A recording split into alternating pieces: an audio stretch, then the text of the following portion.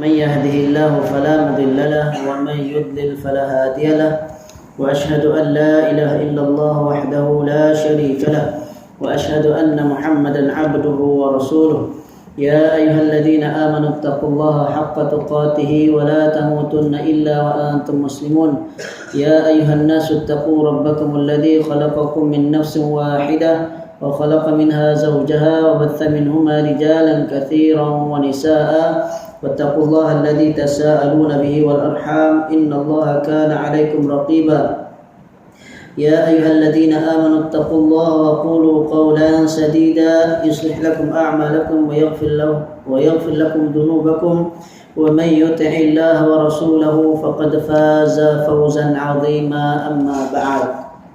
Alhamdulillah, bersyukur kita kehadirat Allah Subhanahu wa taala dapat kita menunaikan salat fardhu maghrib secara berjamaah. Seterusnya kita akan menyambung kuliah kitab perisai bagi sekalian mukallaf yang merupakan syarah bagi matan kitab Al-Aqidah At-Tahawiyah, dan kali yang terakhir pada minggu yang lalu kita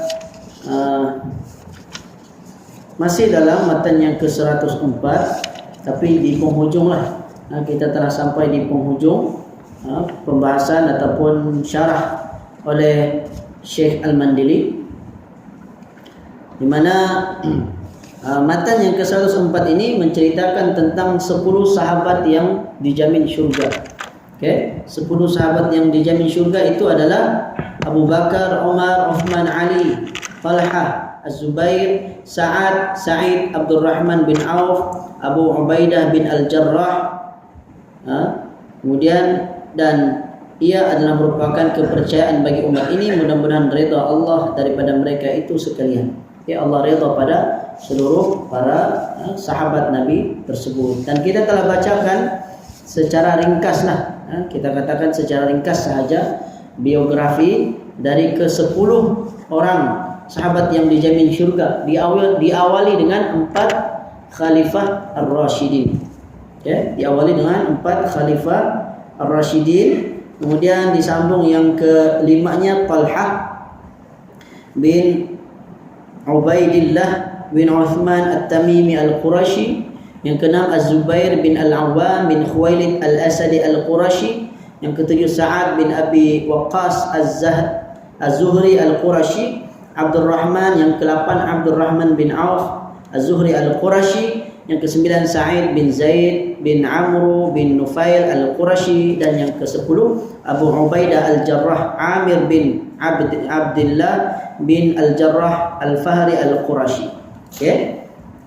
Dan masing-masing ada kelebihan lah, ataupun ada kisah yang tersendiri daripada sahabat Nabi SAW yang telah kita sebutkan nama tersebut. Kita baca apa kata Syekh Al-Mandili kali yang terakhir. Disebut bahawa dan sesungguhnya telah setuju sekalian ahli sunnah. Kalau siapa yang ada buku terjemahannya, maka surat 339. Ini yang versi Rumi lah. Kalau versi Jawinya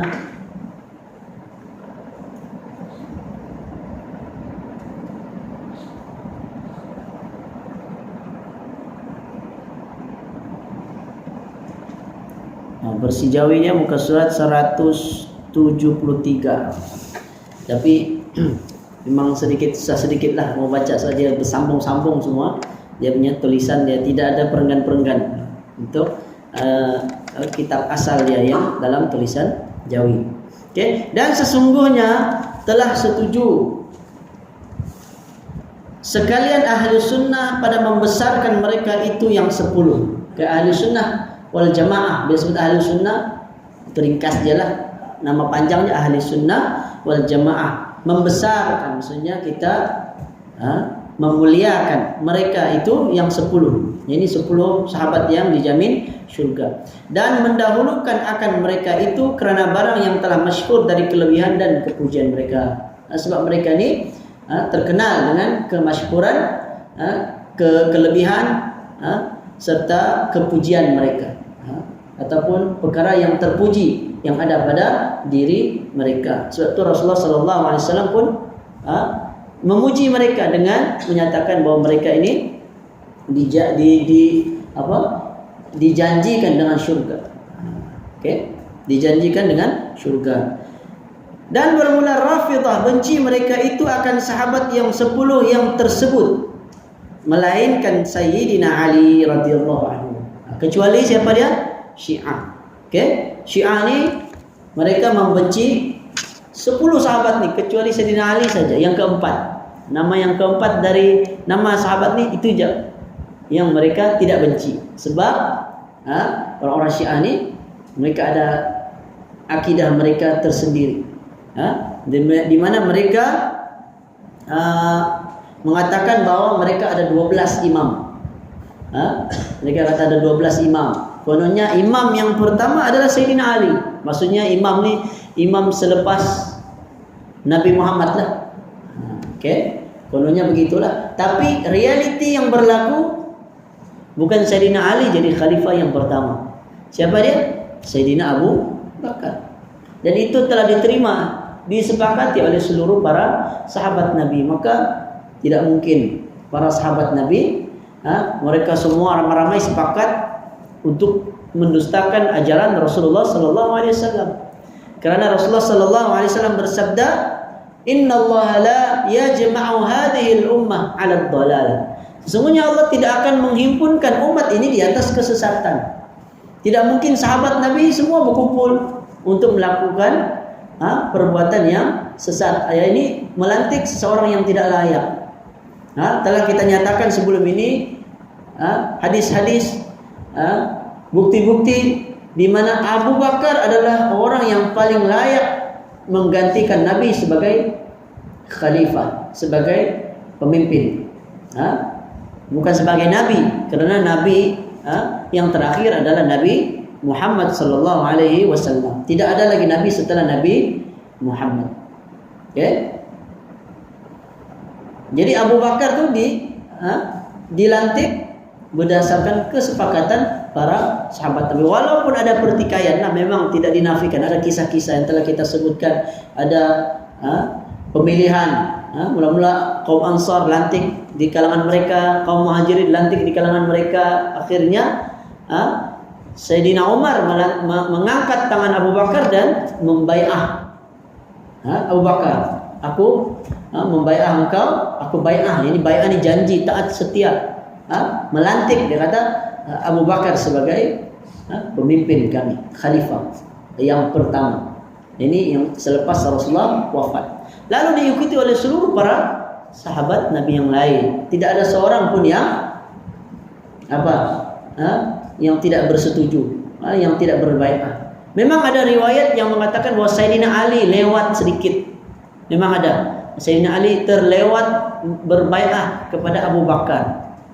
Kisahnya kenapa? Kerana Sayyidina Ali dia sibuk menguruskan jenazah Rasulullah sallallahu alaihi wasallam. Okey? Jadi dia tidak sempat ikut perbincangan melantik, dia tidak ikut. Tapi dia sibuk menguruskan jenazah Rasulullah sallallahu alaihi wasallam. Demikian juga ada kisah daripada siapa dia? Fatimah. Fatimah pun ada juga kisah dia. Kononnya Fatimah tidak mau bai'ah juga. Tapi ada kisah dia lah. Kisah yang tersebut semua telah dijawab oleh ulama ahli sunnah wal jamaah. Syubhat-syubhat golongan orang-orang Syiah ni. Syiah dia ada syubhat. Dia ambil hujah dari dalil-dalil daripada kitab ahli sunnah, lalu membenarkan keyakinan pandangan mereka. Ini bahaya Syiah. Okay? Bahkan membenci mereka itu akan lafaz asyarah atau mengerjakan sesuatu. Ada 10. Maksudnya apa-apa saja yang bilangan 10 dia tidak suka. Bilangan 10 itu pun dia benci. Terlampau juga kan. Padahal Rasulullah lah yang menyebutkan 10 sahabat yang dijamin syurga. Asyarah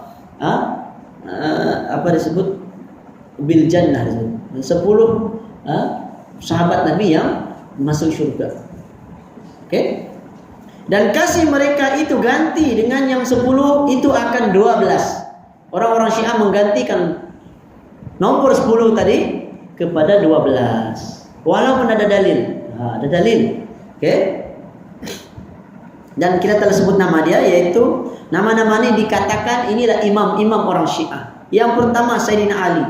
Yang kedua Sayyidina Hasan. Ini anak kepada Sayyidina Ali. Yang ketiga Sayyidina Husain, juga anak Sayyidina Ali. Yang keempat Sayyidina Ali bin Husain Zainul Abidin. Yang kelima Muhammad bin Ali Al-Baqir. Yang keenam Ja'far bin Muhammad As-Sadiq. Yang ketujuh Musa bin Ja'far Al-Kazim. Yang ke-8 Ali bin Musa Ar-Ridha. Yang ke-9 Muhammad bin Ali Al-Jawad. Yang ke-10 Ali bin Muhammad Al-Hadi. Yang ke-11 Ibnu Ali Al-Askari. Dan yang ke-12 Muhammad bin Al-Hasan. Okey, Muhammad bin Al-Hasan. Okey, yang Muhammad bin Al-Hasan inilah yang dikatakan kononnya imam yang ke-12 itu adalah Imam Mahdi, orang Syiah. Jadi orang Syiah berkeyakinan Imam Mahdi ini sudah ada lama dahulu, 1000 tahun yang lalu sudah ada. Malangnya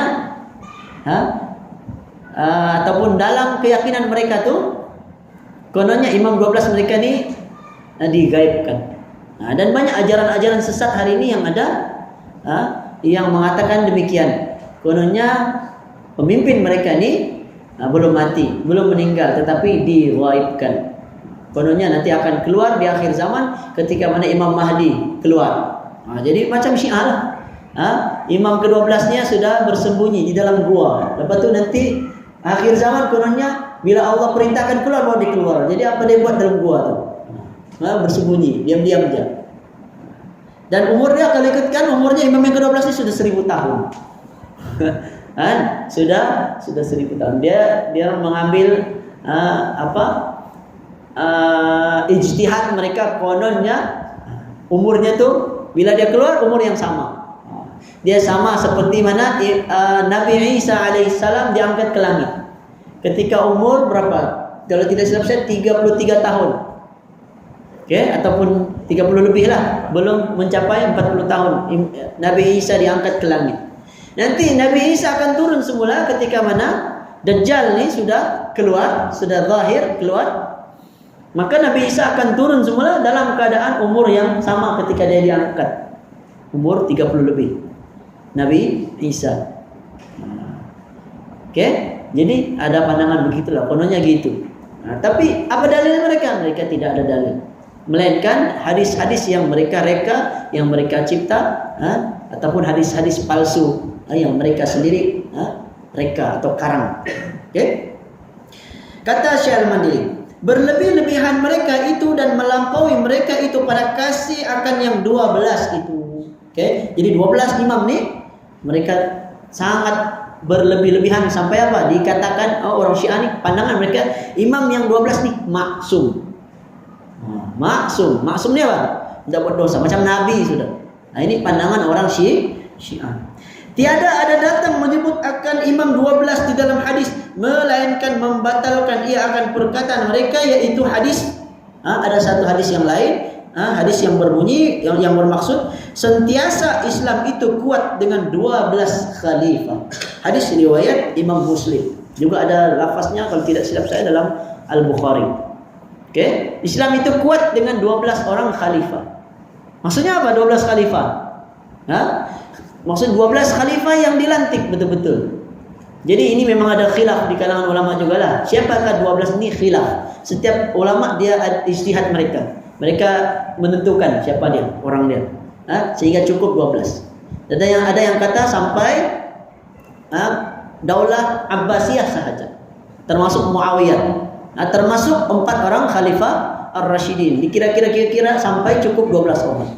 Tapi dia tidak ikut urutan. Sebab ada kalanya ada khalifah yang mungkin tidak mengikut petunjuk Nabi, ataupun maksudnya ialah khalifah yang pemimpin yang kadang bermaksiat, mungkin memerintah mengikut hawa nafsu dan seterusnya. Maka yang dikira tu yang betul-betul melantik, yang memerintah mengikut petunjuk Rasulullah sallallahu alaihi wasallam. Dan juga dikatakan ada ulama yang memasukkan Imam Mahdi, betul, yang ke salah satu di antaranya. Dan ada lafaz yang panjang sebenarnya 12 khalifah ni, dan Nabi sebut 12 khalifah ni semuanya dari kalangan Quraisy. Semua dari kalangan Quraisy. Ini keturunan Nabi sallallahu alaihi wasallam. Dan Imam Mahdi juga adalah merupakan keturunan Nabi. Tapi Imam Mahdi versi Ahlussunnah tidak sama dengan versi Syiah. Yang mana Syiah ni Imam Mahdi dia adalah imam yang ke-12 mereka. Yang lama sudah 1000 tahun yang lalu sudah ada. Tapi kononnya diraibkan.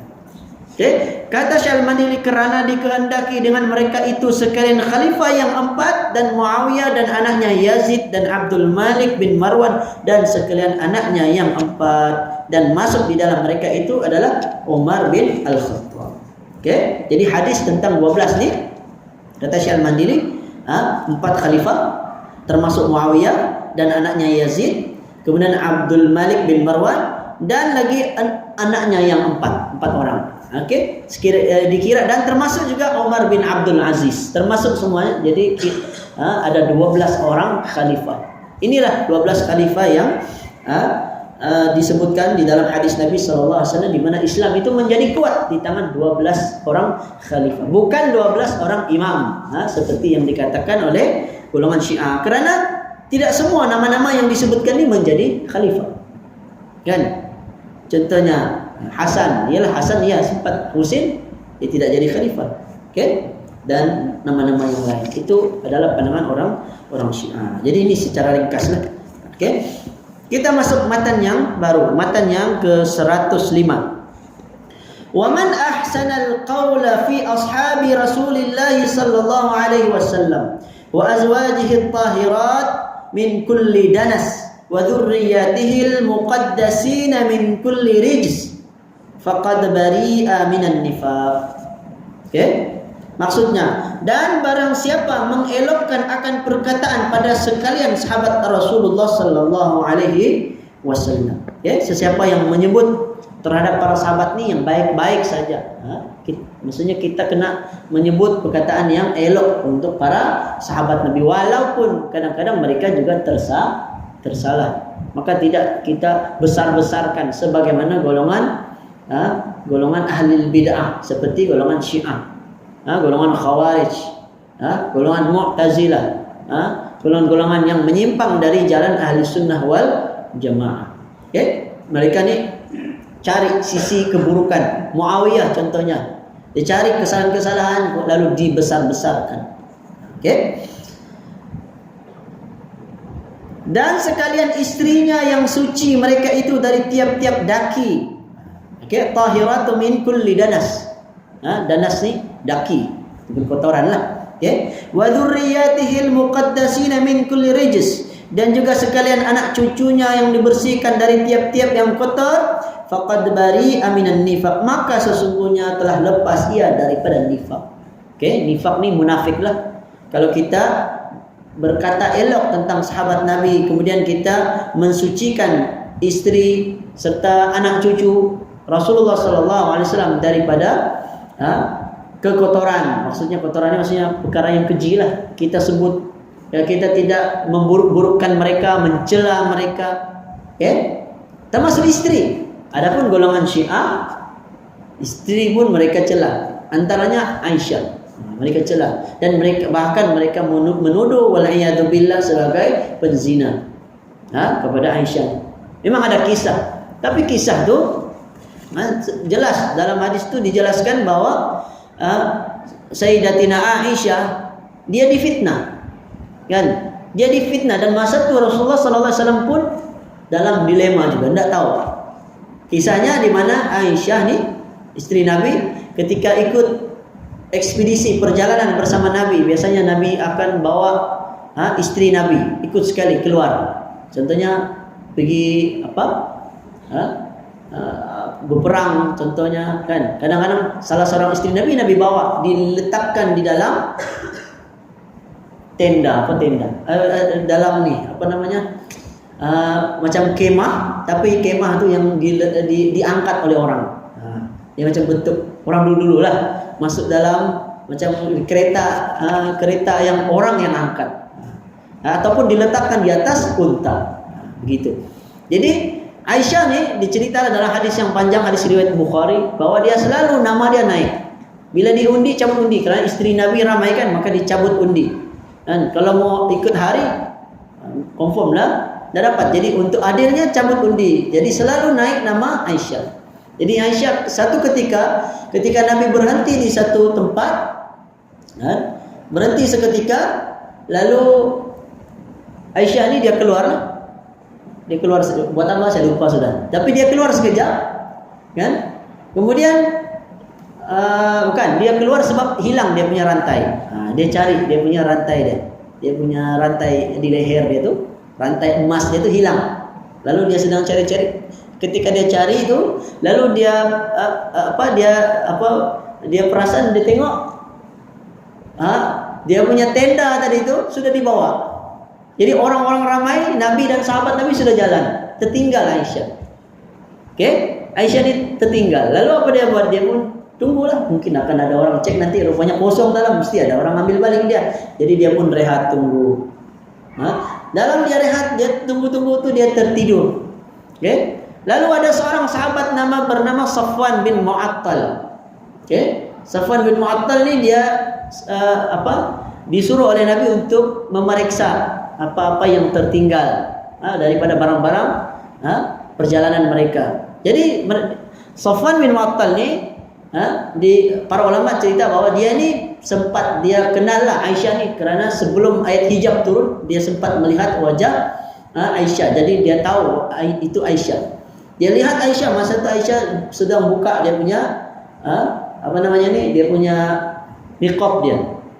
Jadi bila dia ternampak, dia pun sebut inna lillahi wa inna ilaihi raji'un. Aisyah, itu Aisyah. Dia tahu, dia kenal. Aisyah pun terbangun kerana mendengar istirja dari Safwan. Lalu dia tutup semula dia punya niqab dia. Lalu Safwan pun suruh naik atas unta. Dibawalah sampai ke Madinah. Maka orang-orang munafik, ketua munafik terutamanya, mereka menyebarkan berita palsu. Mereka sebarkan kononnya Aisyah isteri Nabi berzina dengan Safwan bin Mu'attal. Jadi tersebar lama juga, hampir sebulan dah kalau tidak silap saya. Kisah tu ataupun cerita tu berlaku, dan Nabi SAW dikatakan hampir-hampir menceraikan Aisyah, tapi dia tidaklah. Dia masih menunggu wahyu. Akhirnya wahyu turun, dan wahyu tu membela Aisyah. Dan Aisyah sangat bangga kerana Allah turunkan ayat untuk membebaskan diri dia daripada fitnah yang dibuat oleh orang-orang munafik. Okay? Tapi orang Syiah masih guna pakai sampai hari ini. Dia gunakan fitnah. Dia gunakan cerita-cerita itu dulu, masih diteruskan sampai sekarang. Padahal jelas itu adalah merupakan fitnah dari golongan orang-orang munafik. Jadi sebab itu Syiah ni munafik lah, kan? Okay? Kata Syekh Al-Mandili tadi, bila kita membersihkan para sahabat Nabi serta anak cucu Nabi, maka sesungguhnya terlepaslah dari kemunafikan. Okay. Kata Syekh Al-Mandili, telah terdahulu beberapa ayat Al-Quran dan hadis Nabi SAW pada kelebihan sahabat Rasulullah SAW. Jadi pada matan yang sebelum ini atau penjelasan pada bab-bab yang sebelumnya telah pun dijelaskan beberapa ayat-ayat Al-Quran serta hadis-hadis Nabi menjelaskan tentang sahabat ni mempunyai kelebihan. Okay? Seperti as-sahabatu kan nujum. Sahabat ni seperti bintang-bintang. La tasubbu ashabi, jangan kamu mencela para sahabatku, kata Nabi. Kalau kamu bersedekah sebesar gunung Uhud, tidak akan mampu menandingi para sahabat walaupun mereka bersedekah dengan satu cupak sahaja, pun masih tidak dapat menandingi mereka kerana jasa mereka sangat besar. Mereka sehidup semati membela Islam, membawa ajaran Islam. Okay? Sabda Nabi SAW pada khutbahnya yang panjang, "Udzakirukumullahu fi ahli baiti." Okay? Artinya, memberi ingat aku akan kamu pada ahli rumahku. Okay? Baginda Nabi SAW mengulang-ulang akan dia sebanyak 3 kali. Udzakirukumullahu fi ahli baiti. Udzakirukumullahu fi ahli baiti. Udzakirukumullahu fi ahli baiti. Aku ingatkan kamu tentang ahli baitku, keturunanku. Ahli bait maksudnya ahli keluarga Nabi.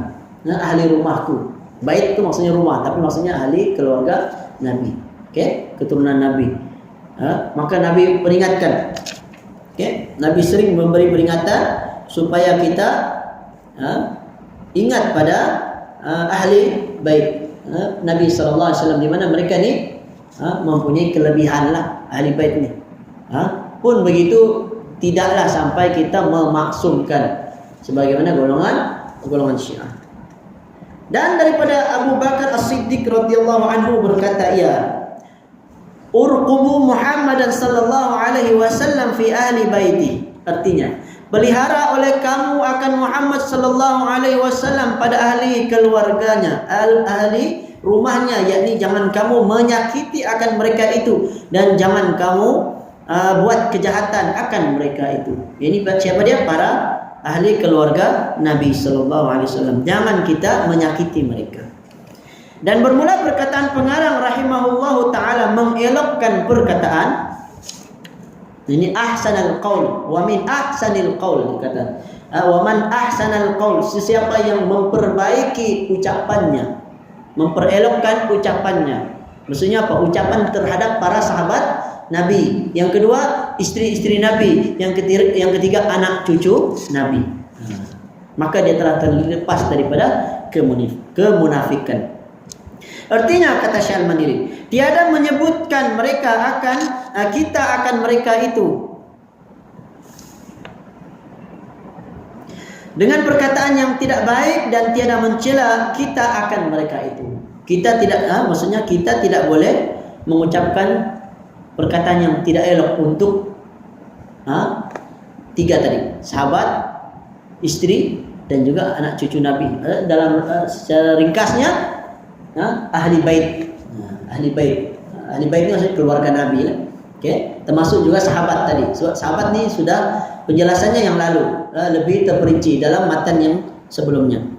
Bahkan menyebut kita akan mereka itu dengan perkataan yang elok, yang patut dengan kemuliaan mereka itu. Yang sepatutnya kita ucapkan adalah perkataan yang elok, yang baik untuk para ahli keluarga Rasulullah sallallahu alaihi wasallam. Dan memuji kita akan mereka itu, dan diam kita daripada barang yang berlaku antara mereka itu, daripada segala perbantahan dan peperangan. Kan sahabat dia berperang. Siapa ada? Ali melawan Aisyah. Lepas tu Ali lawan Muawiyah. Maka apa yang kita buat? Kita tidaklah kata, dalam masalah ni dia salah, dia berdosa. Tidak kita ucap gitu. Mereka terfitnah. Mereka dilanda fitnah pada ketika itu. Ujian di mana sampai menyebabkan berlakunya peperangan antara umat Islam. Disebabkan kematian Sayyidina Uthman, maka umat Islam jadi berperang. Itu pun ada juga punca dia, di mana Abdullah bin Sabah dialah yang mengatur strategi ingin merosakkan Islam dari dalam.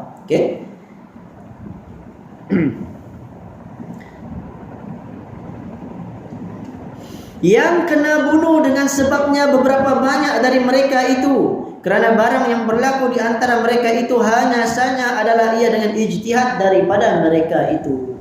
Kadang-kadang sampai berbunuh-bunuhan, kan? Sampai para sahabat ni berbunuh-bunuhan. Takkanlah kita ucapkan hadis Nabi apa? Idza qatala al-muslimun, apa dalam hadis tu? Fal qatil wal maqtul finnar. Kan ada satu hadis Nabi umat jika bergaduhnya dua orang yang membunuh dan yang dibunuh, kedua-duanya masuk dalam api neraka. Ada hadis menyebut gitu. Tidakkan kita gunakan hadis itu untuk para sahabat Nabi, kerana mereka berbeza situasi, mereka difitnah. Mereka terfitnah. Adapun hadis yang menyebut yang membunuh, yang dibunuh itu masuk dalam api neraka, itu kisah peperangan, di mana orang yang membunuh ialah dia memanglah masuk neraka sebab dia bunuh orang. Adapun yang dibunuh, kenapa dia boleh masuk neraka? Sebab dia juga berniat untuk membunuh orang yang membunuh dia tadi. Jadi yang bunuh dan yang dibunuh kedua-duanya masuk ke dalam api neraka. Ini lain situasi, tidak sama dengan situasi para sahabat Nabi, di mana mereka terfitnah. Demikian juga lah umat Islam, kadang-kadang ada fitnah berlaku sehingga menyebabkan peperangan, berlaku pembunuhan. Maka kalau disebabkan fitnah ataupun salah paham, maka tidaklah menjatuhkan martabat mereka. Okay. Maka yang betul ijtihadnya mendapat dia akan 2 pahala. Jadi sahabat Nabi ini mereka bergaduh, hasil ijtihad mereka pun berperang. Contohnya Muawiyah Aisyah, Muawiyah lawan Ali. Ada sahabat yang kata Ali yang lebih betul lah. Sebab Sayyidina Ali dia adalah khalifah, sepatutnya dialah yang mengambil tugas untuk mencari pembunuh Sayyidina Uthman. Demikian juga Sayyidina Ali melawan Muawiyah dalam perang Siffin. Sebelum itu perang Jamal. Jadi yang lebih tepatnya adalah Sayyidina Ali. Namun bukan bermakna kita pun kata yang salah tadi masuk neraka. Sebagaimana golongan Khawarij. Golongan Khawarij ini asalnya pengikut Sayyidina Ali. Oleh kerana Sayyidina Ali memberhentikan peperangan dengan Muawiyah, lalu mereka khuruj, keluar daripada ketaatan pada Sayyidina Ali, lalu mereka mengadakan pakatan untuk membunuh kedua-duanya sekali. Sayyidina Ali pun mereka bunuh, Muawiyah pun mereka mau bunuh, cuma tidak berjaya. Yang mereka berjaya bunuh Sayyidina Ali. Itu golongan Khawarij. Okay? Dan yang salah ijtihadnya akan mendapat 1 pahala. Sebagaimana hadis Nabi SAW bersabda, "Idza jatahada al-hakim fa asaba falahu ajran, wa in akhta'a falahu ajrun wahid." Seorang hakim ataupun orang yang memiliki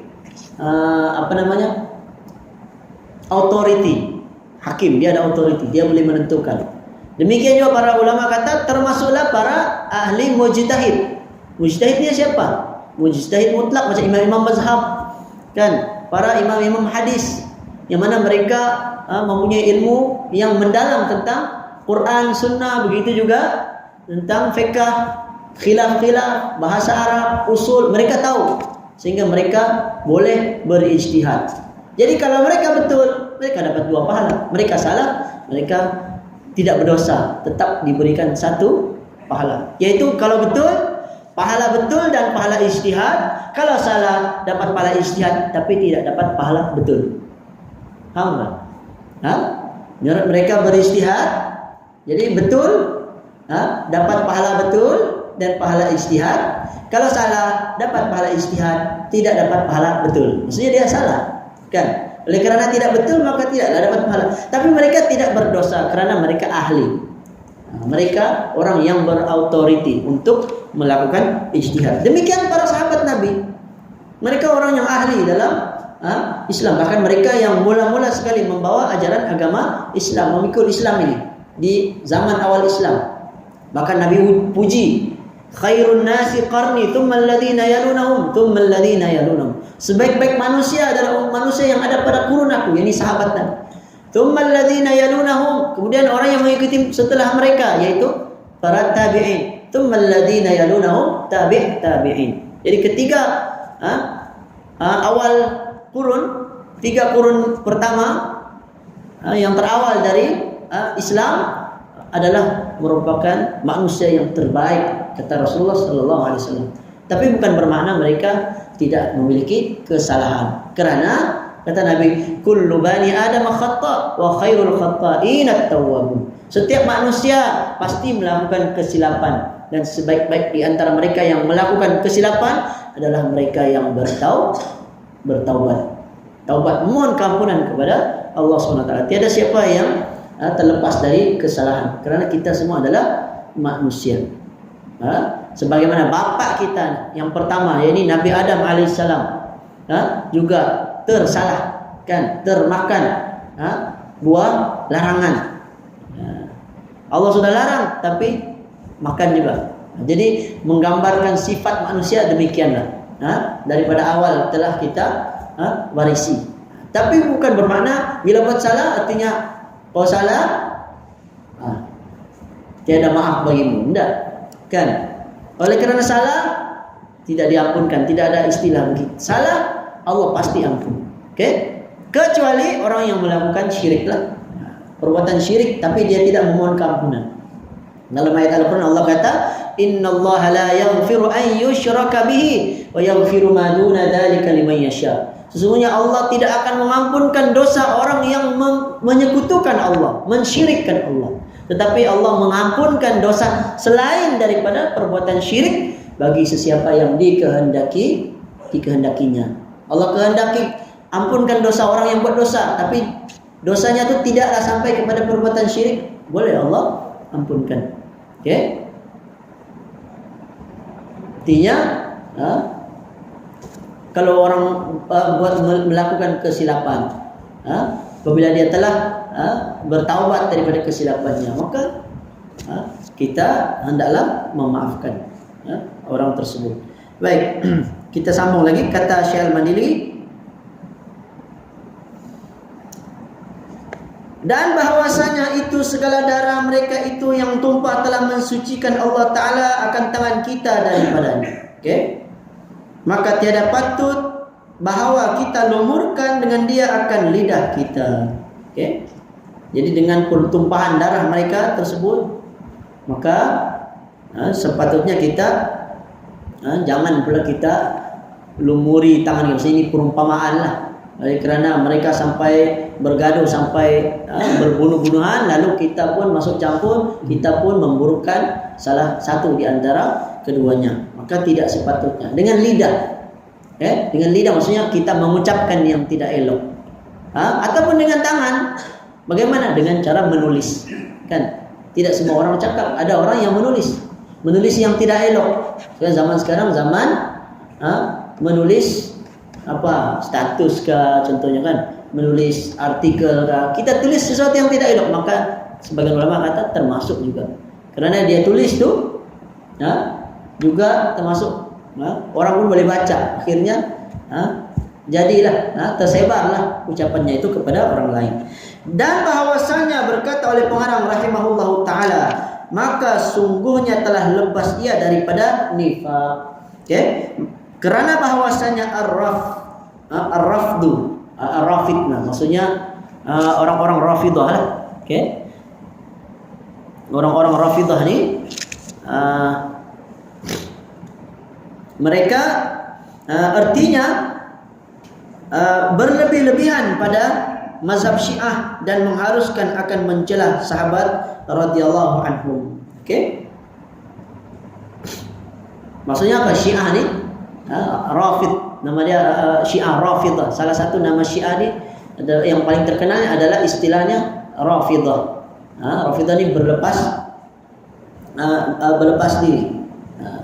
Artinya bukan berlepas diri, mereka menolak Rafid.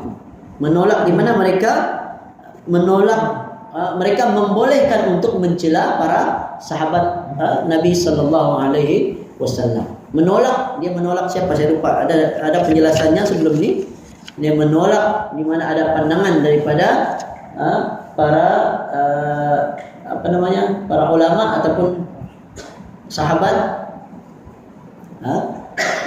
di mana mereka kata tidak boleh mencela sahabat, tidak boleh mencela para sahabat Nabi. Lalu mereka pun bantah pandangan tersebut. Daripada bantahan mereka tu lahirnya satu nama bagi golongan Syiah, yaitu Rafidah. Mereka membantah bahawa boleh mencela para sahabat Nabi. Okay? Dan hanya saja mereka reka akan dia oleh munafik yang tiada berpegang dengan sesuatu daripada agama, maksudnya membatalkan agama Islam dan mencela Nabi sallallahu alaihi wasallam, seperti yang menyebut akan yang demikian itu oleh ulama. Okay? Orang-orang munafik ni, di mana mereka ni suka apa? Suka mereka-reka ni mengada-adakan dalam ucapan mereka sesuatu yang bukan dari agama.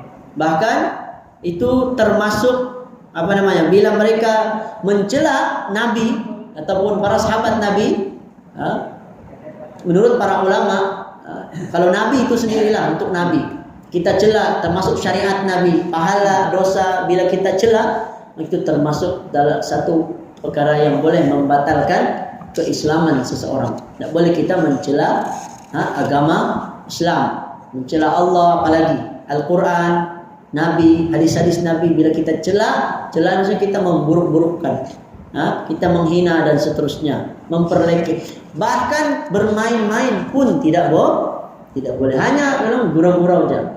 Sebetulnya dalam perkara agama tidak boleh dibawa main-main, tidak boleh dibawa lawak. Kan orang mau buat lawak, tapi buat lawak tapi dalam perkara agama itu kita perlu hati-hati. Hari ini orang suka tengok lawak-lawak kan. Jadi kadang-kadang ditegur lah. Sebab berlawak-lawak jangan sampai masuk bab agama.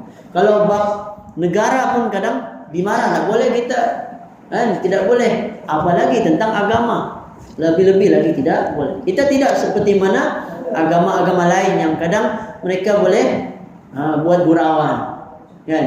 Macam cerita Mr. Bean, dia boleh gurau-gurau. Tuhan dia pun dia boleh kasih main-main. Tidak boleh. Islam tidak begitu. Bahkan menggambarkan Nabi pun kita tidak dibenarkan. Gambar, sebab kita tidak tahu rupa mereka yang sebenar.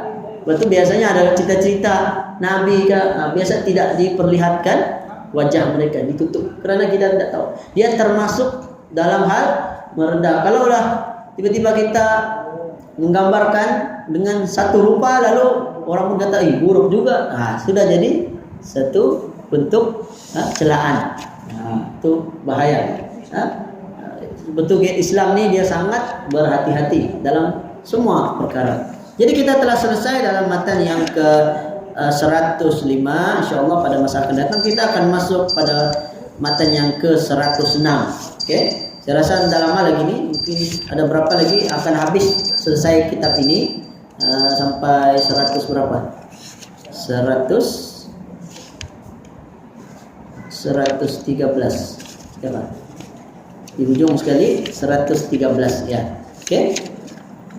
Okey, sampai matan yang ke 113, insyaallah mudah-mudahan kita akan sampai selesailah kita kitab pembacaan serta sedikit penjelasan lah, kan? Huraian. Lama juga, saya ingat berapa tahun sudah. Lebih dari 5 tahun sudah kita membaca kitab ini, dan insyaallah pada masa akan datang saya bagi tahu awal-awal mungkin insyaallah kalau selesai kitab ni saya akan bawa ataupun kita akan baca satu kitab Talbis Iblis karangan Imam Ibnul Jauzi.